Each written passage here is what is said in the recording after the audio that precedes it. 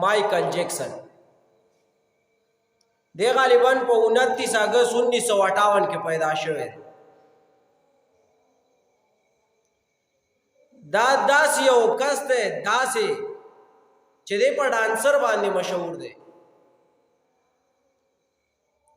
د ټوله زندگی 50 کاله ده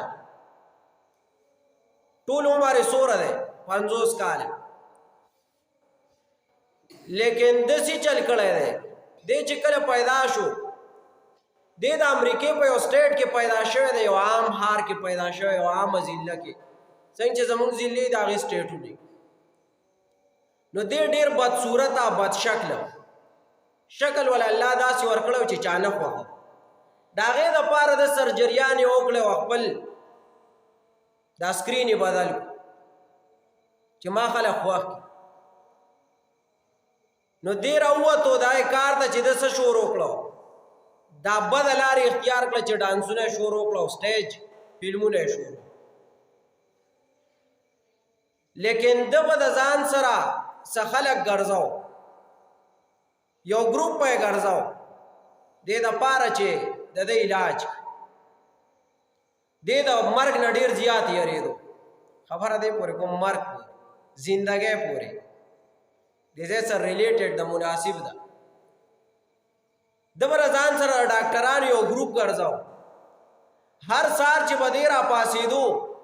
نو 12 ډاکټرانو به ده چیک اپ کو چې دې کې څه نقصان خو نشته او د هر شي سپیشلیست ډاکټر به د سره ګرځېدو او تنخواه به یې ده ورکوله د ډېر په اربونو کربونو باندې ډالر ګټلي او د به ځان سره داسې خلک هم ګرځاو سپایر یو ایکسپایر یو سپایري ایکسپایر چې ډیټ پیوړي ختم شي سپایر دی ته وایي چې لا وخت نه دی راغلی او د ځان ته یې خیر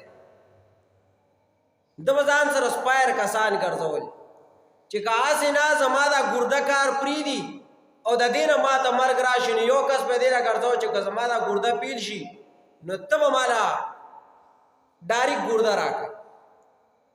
یو کس به دې له ګرځاو که چېرته زما دا سترګه کار پرېږدي نو ته به ډایرکټ ماله سترګه راکړه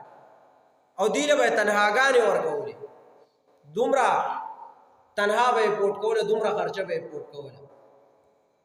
لیکن په وجود کې څومره ازادي د دې ټولو ډاکټران سپیشلیست هم به د ځان سره ګرځول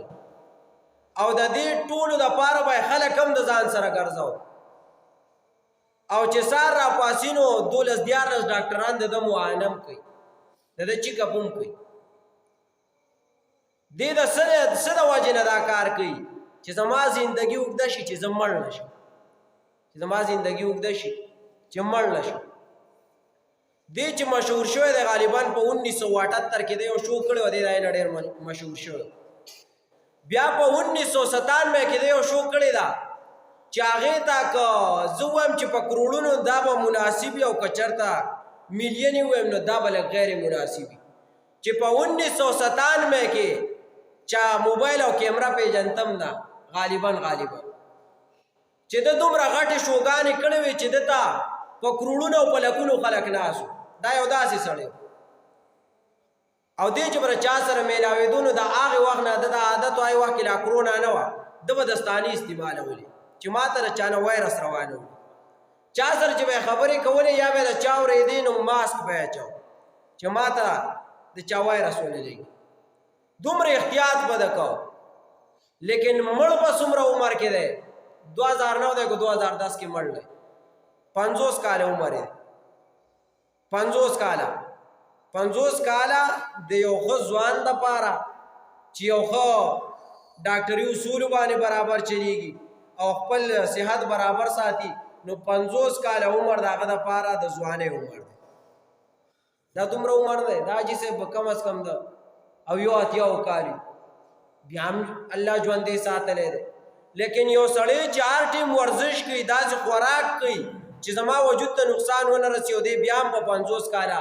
عمر کې مرین دا د دپاره ډېر د عبرت خبره ده چې نور ته عبرت والي داسې کار یې کړی او مړ په څنګه حالات کې دی د موت خبره یې واوره د مرګ خبره یې واوره مړ داسې دی چې په 2009 یا 10 کې د یو شو ده دی بس یاغه شو ده او دا شو چې د کېدانو دا د ټولو نه اعلی ترین شو وا ټولو نه غټه وا چې دته خو پیسې ورکولې ډیر ډیماند شو ده نو دل ډیر پیسې ورکولې او دا د ډیرو ډالرو وا او دې چاغه شو له تونو پاغه کې سورز لا لګېدې داغه د پاره اشتهارات کېدو دې چې ماها مودو شو سار دې بیا چارا پاسولې نه ده بیا د امریکای پولیسوم نه را پاسولې دا چې حالات کې منډه ډاکټر ته دومره وخت نه میلاو شو چې د څو کې چیک اپ وکي دی وګوري چې د اسد واجنه منډه دومره ټیم ډاکټر ته نه دی ورکړ ځکه چې شپې نه سړی مړ شو سار پاسیو نه پاسینو په دې مړی کړه او بیا صفاتم له اسد واجنه منډه او دا دومره خلک او دا ارصد ځان لا ساتلیو لیکن الله د عبرت لپاره په داسې مرګ وجو